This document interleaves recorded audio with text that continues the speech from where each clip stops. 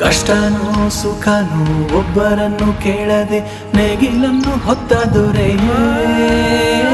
ಧನಿಕನು ಶ್ರೀಮಂತನು ಎಲ್ಲ ಒಂದೇ ನಿನಗೆ, ಯಾರೋ ಪ್ರಭುವೇ. ಕಾಯಕವೇ ಕೈಲಾಸ ನಿನಗೆ, ಉಳುವ ಯೋಗಿಯು ನೀ.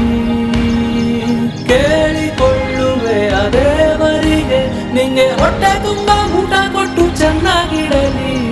ರೈತ ಕಲಿಯುಗ ಕಾಮಧೇನು, ರೈತ ನಿಂಗೆ ವಂದನೆ.